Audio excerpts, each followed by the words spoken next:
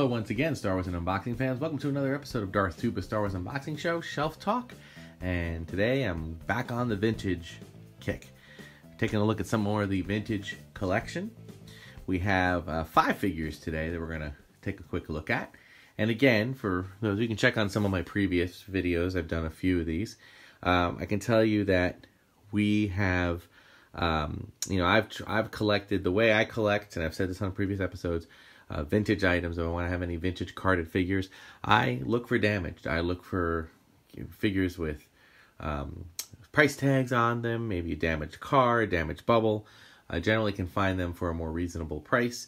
I know that seems kind of silly, but you know, the vintage carded line is really special, and it's kind of like the beginning and the end of like the alpha and omega of Star Wars collecting, particularly if you do vintage. So why don't we get right into it? Okay, we have, I'm going to be very careful with these. They all have the plastic packages. I'll try to keep it so that you don't get too much glare here like that, sorry. We have Tuba, which is one of the Ewoks. And again, you know, the star cases are really cool. They do a good job of keeping it, keeping the figure safe. All right, now you got to be really careful when you have a damaged bubble. You can see it's already bent, but it's not just bent, it's starting to crack a little bit. Okay, and the card itself, a little bit of a tear on the bottom. A sticker, looks like somebody had a price tag of $8. So at some point they were selling this probably at a flea market or garage sale, that kind of thing. And yeah, you can see here we have the 79. So this is the, probably, I'm guessing 84, 83 or 84. And these were probably the last round of figures before they switched over to the Power of the Force line.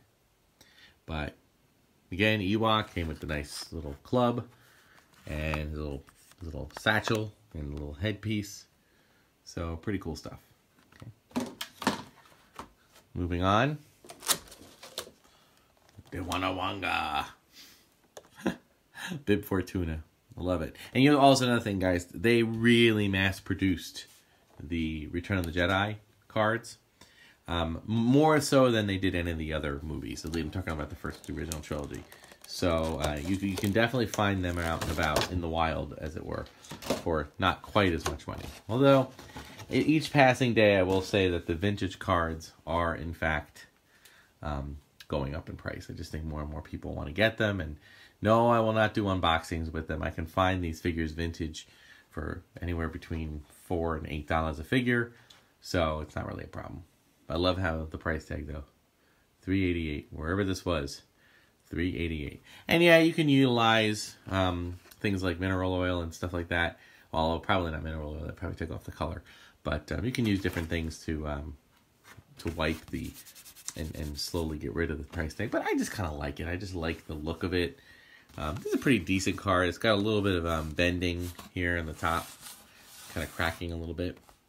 I just love the great photo art that they used. A little reminder of the mail-away figures. Free Return of the Jedi figure, the Emperor, with 5 proofs of purchase. See details on back. And there it is. There are the details.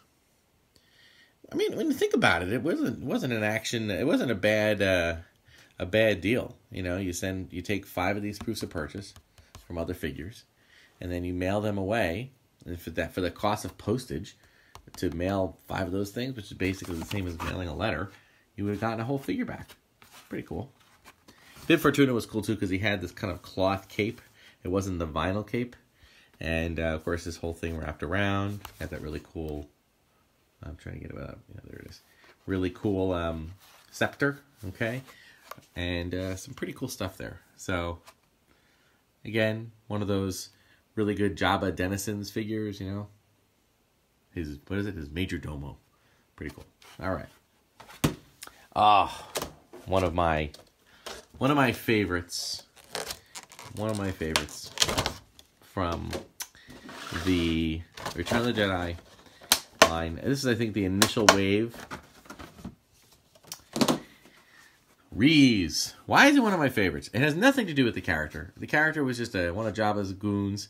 He hung out in the palace. He basically just hung out and looked around and probably died on the. His character probably died on the on the barge when it blew up. But what was cool about this was when Star Wars and The Return of the Jedi was first getting ready to come in theaters. You know, the toys were released early. They didn't have a Force Friday or Triple Force Friday or anything like that. They just, you go into the store one day and boom, a few weeks to a month or so before the movie, there were the figures. So, you would see this figure and you go, what on earth is this guy's story? He's this weird alien with a weird kind of gun and 3 eyes and just really freaky. This is before we had source books and title names and stuff. It was really cool. So just left up to the imagination. And this was the first figure I picked up and looked at. It might have been the first figure I purchased too. Again, he has got the free Emperor thing on there. So that but I will say this. I think this might have been, I am not 100% sure, and some more knowledgeable collectors would be able to confirm or deny this or whatever. But I'm not sure if this was their first release, because I seem to remember that this came out before the movie, and I don't think they would have had the Emperor as a figure release at that point. But it does say 1983, so maybe it was. So what are you gonna do? But a great figure. Not a bad card, actually. It's probably of the 5 that I have here, it's probably the best. I mean, it has only this little sticker on it. It's in pretty clean shape. It's got a yellowed bubble, but generally it's intact. So not bad. And we're up to 65. So this is comparatively, Bib Fortuna and Reeves were 65 cards. Collect all 65, and then the Ewok was collect all 79. So this was like the first release of Return of the Jedi figures, or among the first releases anyway. Another one that I purchased. What's his story going to be? What's he going to be? What's he going to be? Is he going to be fighting alongside Luke, this General Maydean? Is he going to be fighting alongside Han? Is he going to be one of these guys who's like a new one, like we had Lando? Are we going to have a new guy? Of course, it turned out to be just a guy, explained that they stole an Imperial shuttle. That's what he said. We have stolen an Imperial shuttle. Disguised as a cargo ship and using a secret Imperial code, a strike team will land on the moon and deactivate the shield generator. That was his line. General Solo, is your strike team assembled? That was his second line. That's his line. That's what he did. For the whole movie. That was it. But he got a figure. Cool little scepter there. Or not scepter, like almost like a horse riding stick or whatever. And he had that weird pointy head. I didn't quite get the pointy head. But I guess that was just the style at the time. And again, this is 65 back, but I like this one. Look closely. You'll see that they actually blacked out. This one definitely came out before the movie, because they blacked out the 2 Ewoks that they had available.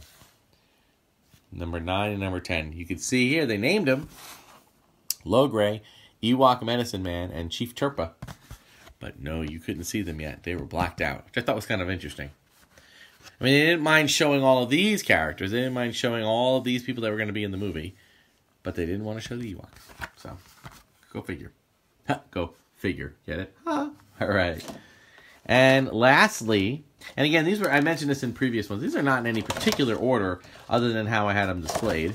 So, but this one does jump ahead a little bit. And it is the Star Wars Power of the Force, which is the last Star Wars movie line. Okay, this was down, oh my gosh, 97 cents. Before that, it was $2.87, then 97 cents. Under $1, you could get this figure. Under $1. I am pretty sure that if you tried to find this figure complete with coin, you're going to see it's going to be pretty expensive. Now, the only thing I'm a little bit wondering about this is that it's a gold coin. So it makes me wonder at this point if this was another release, or was it in fact am I actually looking at a forgery here? Which, you know what, honestly, I don't think so, and I'll tell you why. Because I bought this. This is not one that I bought recently. This is one I bought back in the 80s.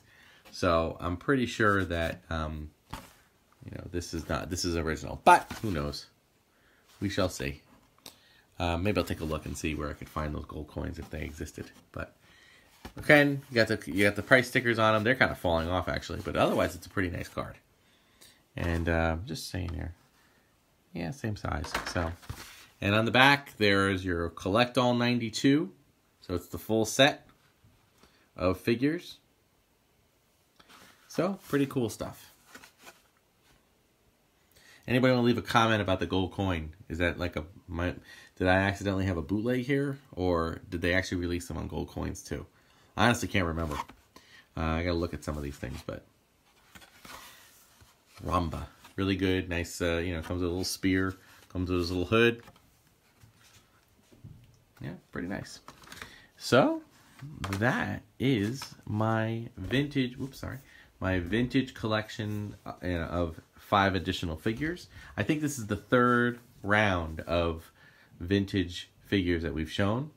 We will continue to move forward with this in the future, probably the near future, because we have some other things that we're waiting on.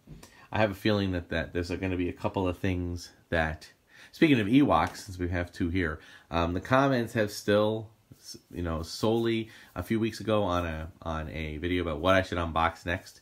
So far, there's only been a few comments, but the comments have leaned heavily towards Ewoks. So if you want to voice any of the other ones, leave a comment. Otherwise, we will get to opening up those Ewoks pretty soon.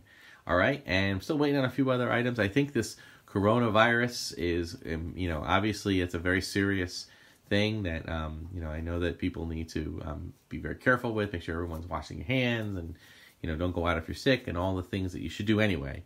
But I do want to point out that one very, very, very unimportant in the grand scheme of things side effect of China essentially shutting down a lot of their production facilities, including toys. So there might be a hold on a lot of things that we've been ordering. So we'll be patient and we'll continue to explore some of the things that we have in our vintage line. So that'll do it for this week's episode of Darth Tuba Star Wars Unboxing Show. Like, subscribe, hit the notification button, let people know we are rapidly approaching 4,000.